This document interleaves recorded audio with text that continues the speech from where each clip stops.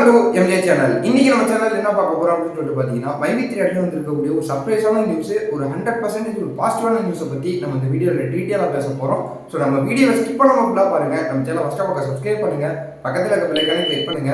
வாங்க வீடியோக்குள்ள டீட்டெயிலாக பேசலாம். ஸோ என்ன அந்த சர்ப்ரைஸான நியூஸ், பாசிட்டிவான நியூஸ்? ஸோ இதுவரையும் வந்து பார்த்தீங்கன்னா மைவி3 எல்லாருமே ஒரு வருத்தத்தில் இருந்திருப்பாங்க. எதனாலன்னு சொல்லிட்டு உங்களுக்கே தெரியும். ஸோ அசோக் ஸ்ரீநிதிங்கிற கொடுத்த ஒரு புகார்னால வந்து பார்த்தீங்கன்னா எம்டி சார் உள்ளே போயிட்டு இப்போ 7-8 மாதமாக வந்து பார்த்தீங்கன்னா எந்த ஒரு பேமெண்ட்டும் இல்லாமல் பல பேர் வந்து பாதிக்கப்பட்டிருக்கு வாழ்வாதாரம் வந்து. ஸோ இப்போ அதன் அடிப்படையில் வந்து பார்த்தீங்கன்னா அவர் எந்த பின்னணியில், அவர் அரசியல் பின்னணியில் சப்போர்ட் பண்ணிக்கிட்டு இருந்தாங்களோ இப்போ அந்த அரசியல் கட்சியிலேருந்தே பார்த்தீங்கன்னா அவரை வெளியேற்றி இருக்கிறாங்க. ஸோ அவர் மேலே வந்து நிறையா புகார்கள் இருக்குது.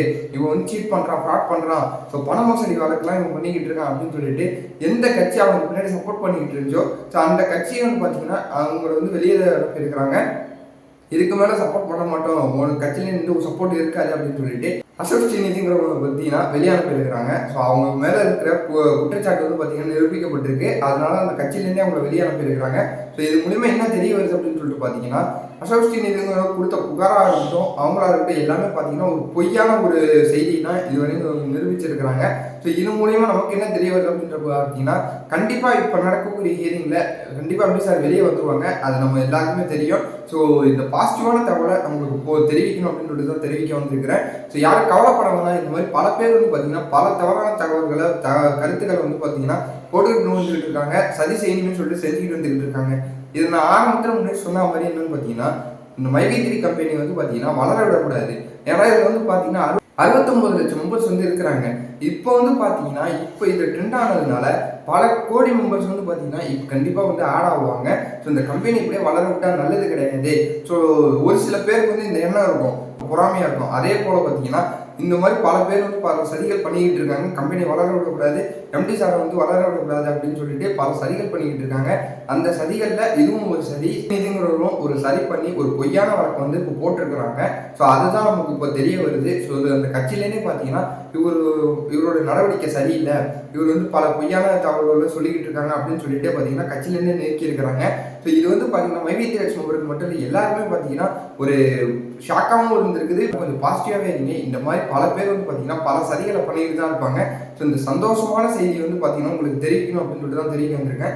இது நம்ம பல யூடியூப்ல மட்டும் இல்லை, இது பல நியூஸ் சேனல் தினத்தந்தி நீங்கள் நியூஸ் பேப்பர் எடுத்து நீங்கள் ரீட் பண்ணி பார்த்தாலே தெரியும் 2 நாளைக்கு முன்னாடி. ஸோ இது அஃபிஷியலாகவே அந்த நியூஸ் பேப்பர்லேயே வந்துருக்குது. நீங்கள் எல்லாருமே செக் பண்ணி பாருங்க. ஸோ இது மூலியமாக நான் என்ன சொல்றேன்னா, நீங்கள் எல்லாருமே ஒரு பாசிட்டிவான திங்கிங்கையும் ஒரு தைரியமாக வரீங்க. கூடிய சீக்கிரமே எம்டி சாருக்கு ஃபைலிங் போட்டுருவாங்க, பைலுக்கு அப்ளை பண்ணிடுவாங்க. அப்ளை பண்ணிட்டாங்கன்னா கூடிய சீக்கிரமே ஹியரிங் டேட் வந்துடும். இப்போ நடக்கக்கூடிய ஹியரிங்கில் கண்டிப்பாக வெளியே வந்துடுவாங்க. இதை நான் ஏன் சொல்கிறேன் அப்படின்னு சொல்லிட்டு பார்த்தீங்கன்னா, கேஸ் கொடுத்தவனே பார்த்தீங்கன்னா குற்றவாளி அப்படின்னு சொல்லிட்டு அவங்க கட்சியில் சப்போர்ட் பண்ணிட்டு இருக்கவங்களே வெளியே அனுப்பிட்டாங்க. ஸோ அப்படி இருக்கிற சூழ்நிலையில் வந்து பார்த்தீங்கன்னா கோர்ட்டில் என்ன நடக்கும்னு உங்களுக்கே தெரியும். கண்டிப்பாக நம்ம எம்டி சாருக்கு சார்பாகவும் மைவி3 கம்பெனிக்கு சார்பாகவும் ஒரு பாசிட்டிவான தகவல், ஒரு நல்ல தகவல் நமக்கு போதும் வரும் அப்படின்னு சொல்லிட்டு நம்புவோம். ஸோ இன்னும் கொஞ்ச நாள் தான் இருக்குது, இன்னைக்கு இல்லை நாளான்னைக்கு. ஸோ கிட்டத்தட்ட இன்னும் 2-3 நாளுக்குள்ளே வந்து பார்த்தீங்கன்னா பைலுக்கு அப்ளை பண்ணிடுவாங்க.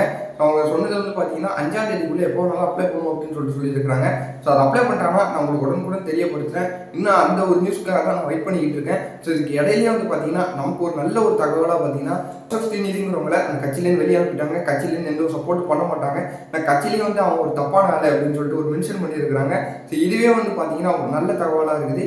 ஸோ எல்லாருமே இன்னும் கொஞ்சம் வெயிட் பண்ணிடுங்க. எப்படி சார் வெளியே வந்ததுக்கப்புறம் பார்த்தீங்கன்னா அடுத்த பேமெண்ட் ஆப்ஷன் மற்ற டீட்டெயிலாம் அவங்க வாயாலேயே அவங்க எல்லாருக்கும் தெரியப்படுத்துவாங்க. ஸோ இந்த வீடியோ வந்து பார்த்தீங்கன்னா உங்கள் ஃப்ரெண்ட்ஸ் வந்து எல்லாருக்கும் ஷேர் பண்ணி விடுங்க, அவங்க பார்த்து தெரிஞ்சுக்கிட்டோம். இதே மாதிரி ஒரு நல்ல தகவலோட, ஒரு பாசிட்டிவான தகவலோட நான் உங்களை மறுபடியும் வந்து சந்திக்கிறேன்.